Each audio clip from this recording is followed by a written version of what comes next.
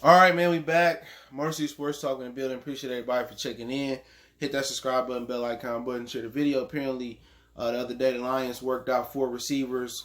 I don't really realize three of them, but Chris Hogan, he became a star on Hard Knocks on HBO with the Miami Dolphins. Remember Reggie Bush and it was all over there, and he called him 7-11 because he stayed open. I like Chris Hogan. He had a really good game in one of the playoff runs with the Patriots. And also they bring in Trevor Siemian. All right, let's talk about it. Hit that subscribe button, bell icon button, share the video. Now, I believe they cut their roster down from 80 to from 90 to 80, so everybody can practice together. So I'm pretty sure another cut is coming before the season start. And that cut is going to be down to, I guess, 80 to 52 or 53.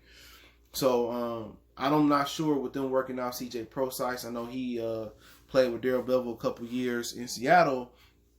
If that means that, some of the running backs ain't cutting it, or they just doing their due diligence, or somebody got injured, or somebody got COVID, or they may expand the roster, they might keep 60, or they may let them expand the practice squad roster. But bringing in Trevor Siemian, who he played in New York, I think he played in Denver.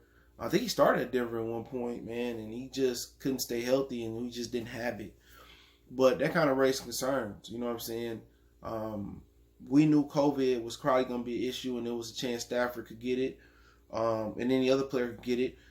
So right now, if you didn't feel 100% confident in Chase Daniels and Blog probably being your third quarterback being on the practice squad, why are we working out Trevor Siemian? It's a question. I think he may just be doing their due diligence and bringing him in. I don't know if he going to make the roster, or Blog not playing right, or Chase Daniels not looking right, or whatever the situation is. I think it's a little bit premature because right now you don't even have the pads on. You know what I'm saying? They kind of just going through 7-on-7 drill, strength and conditioning. So I'm not going to read too much into this. The Lions from time to time work out a lot of people. But, people that really, really want to blow this out of proportion, or they really want to speculate, what's going on? Is Chase Daniels not handling business? Is Blog not progressing like we need him to progress? And you bringing in Trevor Siemian, or, like I said, you really can never understand what the Lions do. They run like the Secret Service. Excuse me. Nick hurting. They run like the Secret Service. So, we don't know if it's an injury or whatever, but I just think they just doing their due diligence as far as, maybe they see a situation where they can carry 3 quarterbacks and still carry Blog on a practice squad, or maybe they don't like Blog. I think they traded for David Blog last year from Cleveland. Who the hell knows? But Trevor Siemian, he would be a great third quarterback. You know what I'm saying? He's a guy that started in this league. He's a guy that you barely can get by with every now and again. He's a guy that can offer some advice like Chase Daniels to Matthew Stafford on a few things. So I wouldn't be mad if he was in that quarterback room. But then again, what's people gonna say is, the Lions could have had Cam Newton, But then again, Cam Newton ain't no backup quarterback. He's not gonna accept that role like Trevor Siemian is. Trevor Siemian, he ain't no game dog. Trevor Siemian just gonna play his role. He's gonna be the perfect 3 or the perfect 2. Just like Chase Daniels. They don't want to put any pressure on Matthew Stafford at all. And that's been a problem through the years. Stafford has never had the pressure to put on him for the urgency to win. And that's just the problem with the organization. You know what I'm saying? That, you gotta put pressure on certain guys that haven't got it done to get it done.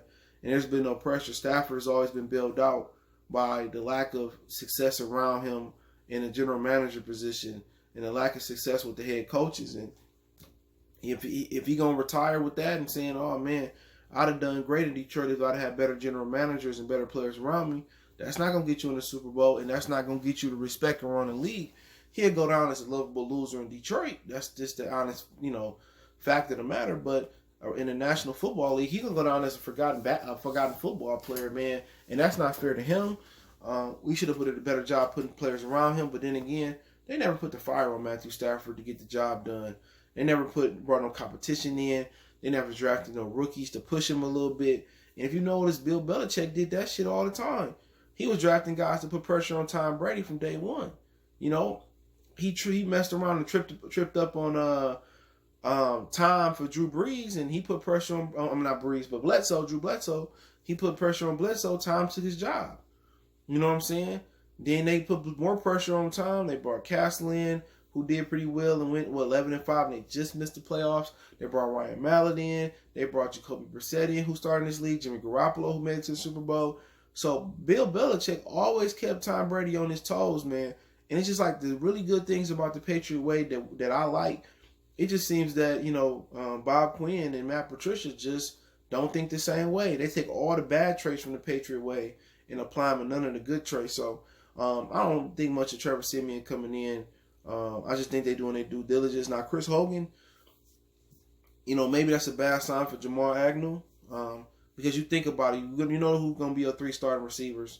It's going to be Marvin, Galladay, Danny Amendola, and then after that, it kind of get murky. Quintez Cephas, he's a rookie. Can you depend on him? Also, Travis Fulgham, he went over to Green Bay.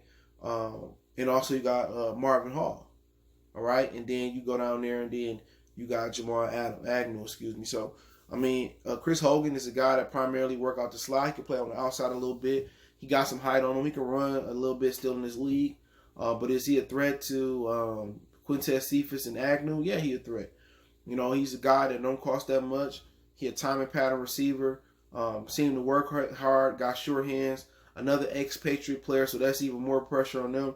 So I see a situation where Agnew is probably just going to be a utility player. He might be a running back, a receiver, a nickel corner if they need him to be.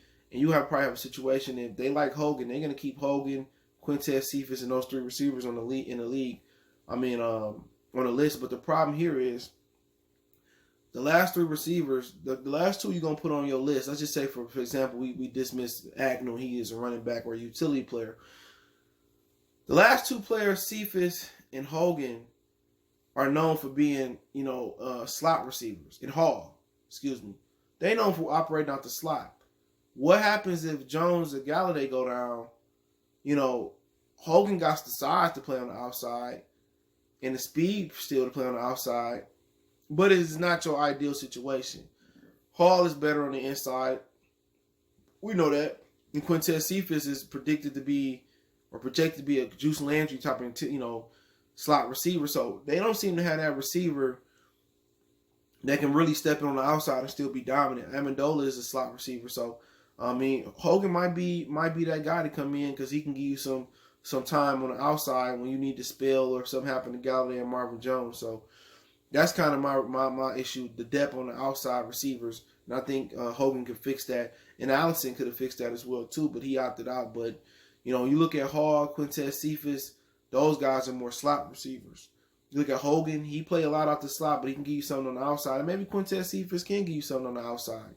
But they projected for him to be a slot receiver. And I think his potential is going to be replacing Danny Amendola out the slot. So that's just what I think about it, man. But let me know what you guys think. Don't forget, we on Facebook, Instagram, Twitter. You can reach out if you have a business question, inquiry, sponsorship, video request. Keep sharing the videos. Want to make a donation to the channel? Cash App, PayPal, description. Best way to donate is to share the video. Appreciate the love, support. Check out our Detroit Lions Talk playlist for more videos like this. All my social media is in the description. Twitter, Facebook is the quickest way. Instagram, I'm really never on there. Want to make a donation? My information there, Cash App, username is CJGood313. PayPal link is in the description. Let me know what you guys think about the players that they working out. One time for the one time we go.